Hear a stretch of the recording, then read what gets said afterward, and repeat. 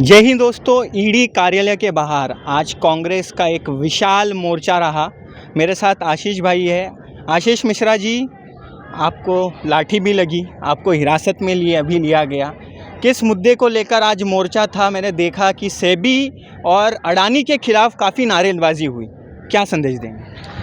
देखिए, अडानी के खिलाफ हम लोगों ने जेपीसी की मांग कर रहे हैं। हम चाहते हैं कि अडानी ने जिस प्रकार से भ्रष्टाचार किया है उसकी जांच होनी चाहिए। कई दिनों से आपने देखा होगा कि लोकसभा में आदरणीय राहुल गांधी जी ने बार बार इस मुद्दे को उठाया और परसों षणमुखानंद हॉल में श्री मल्लिकार्जुन खड़गे जी, हम जो हमारे राष्ट्रीय अध्यक्ष हैं, वो भी उठा रहे हैं। लेकिन इस विषय को नरेंद्र मोदी की सरकार अनदेखा कर रही है, जो कि लाखों करोड़ रुपए की लूट है। इसलिए हम ईडी के दफ्तर में जाकर आज निवेदन देना चाह रहे थे कि अडानी से संबंधित जो जांच की मांग हम कर रहे हैं, ईडी उन पर कब कार्रवाई करेगी? विपक्ष पे को तो आप कर ही रहे हो। मतलब कि आपका कहने का मतलब है कि ईडी जो आजकल कार्रवाई कर रही है 100 करोड़, 200 करोड़, 300 करोड़ और यहाँ पर हज़ारों करोड़, लाखों करोड़ की बात होती है तो ईडी उस पर कार्रवाई नहीं करती है? बिल्कुल नहीं, यही बात है। देखिए, आपने देखा होगा बीच में हिंडनबर्ग की रिपोर्ट आने के बाद, हिंडनबर्ग की रिपोर्ट क्या कहती थी? मॉरिशस की कंपनी है जिसने 20,000 करोड़ रुपए से अधिक के पैसे जो हैं वो अडानी समूह के अंदर डाले हैं। और मॉरिशस में जो कंपनी है उसके खुद संचालक कोई और नहीं। संचालक कौन है? विनोद अडानी, जो गौतम अडानी के भाई हैं। देश के पैसे को विदेश के माध्यम से वापस देश में लेके आना, ये एक तरह से मनी लॉन्ड्रिंग नहीं है तो क्या है?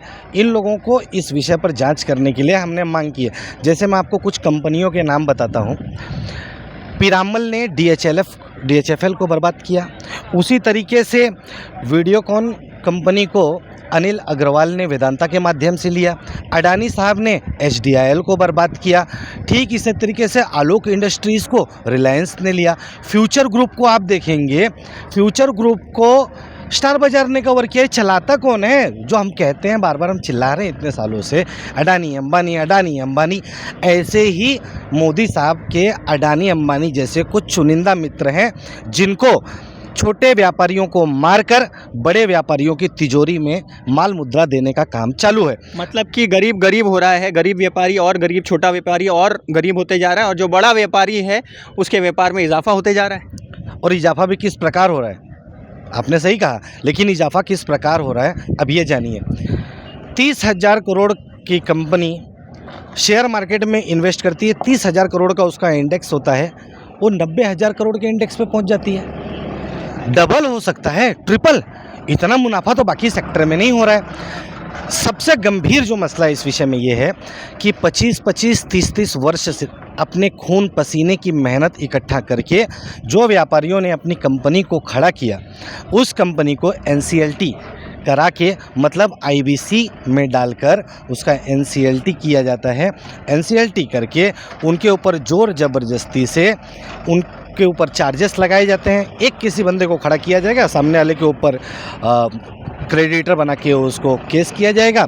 जब वो केस होता है, केस होने के बाद कंपनी NCLT हो जाती है, उसके बाद उसकी नीलामी कर दी जाती है।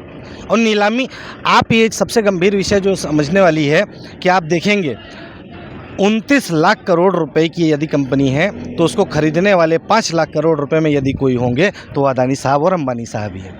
तो ये जो नोटबंदी हुआ, शेयर मार्केट का हुआ, उसी तरीके से IBC के माध्यम से जो बड़ी बड़ी कंपनियां खरीदी जा रही हैं, MSME सेक्टर को जिस प्रकार से तबाह किया जा रहा है, उसके पीछे इन्हीं काले पैसों की देन है।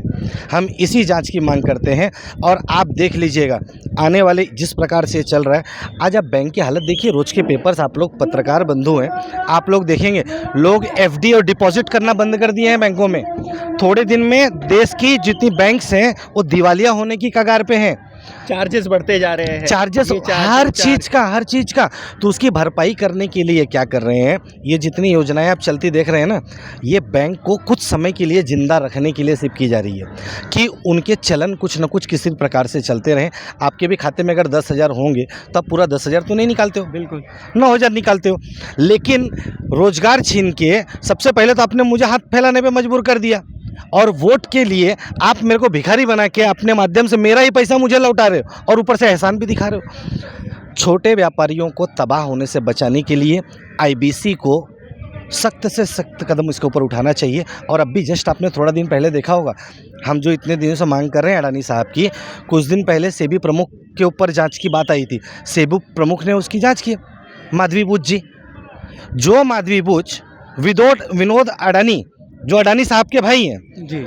माधवी बुच के पतिदेव, उनके पार्टनर हैं, हाँ। साथ में काम करते हैं, उनको बोला गया। और ये खुद जो अचल संपत्ति जिस प्रकार से बाहर से यहाँ आती है उसी प्रकार की उनकी कंपनी है, उसके अंदर 100% की स्टेक होल्डर कोई और नहीं, माधवी बुच खुद थी। जिस दिन उनको सेबी प्रमुख बनाया गया उसके 15 दिन पहले तक 100% की स्टेक होल्डर थी और उनको सेबी का प्रमुख बना दिया गया। क्या हमारे यहाँ पे देश में तभी आप लोग सेबी प्रमुख का इस्तीफा की मांग कर रहे हैं? देखिए, इस्तीफा तो मोदी जी भी देंगे, इस्तीफा माधवी बुच भी देंगी, सीबीआई के अधिकारी भी देंगे, ईडी के अधिकारी भी देंगे। लेकिन ईडी के अधिकारियों को हम बस इतना कहना चाहते हैं, आप लोग जो स्क्रिप्ट मिलता है उसके आधार पर काम करना बंद कीजिए। आप 20 लाख करोड़ की उगरानी पे ध्यान तो दे रहे हो, लेकिन 20 लाख करोड़ के नाम पर 50 लाख करोड़ का मुनाफा कौन कमा रहा है उसकी जांच तो आप कर ही नहीं रहे हो। तो ये लोग ईडी और सीबीआई के अधिकारी जो हैं वो स्क्रिप्ट पे काम कर रहे हैं।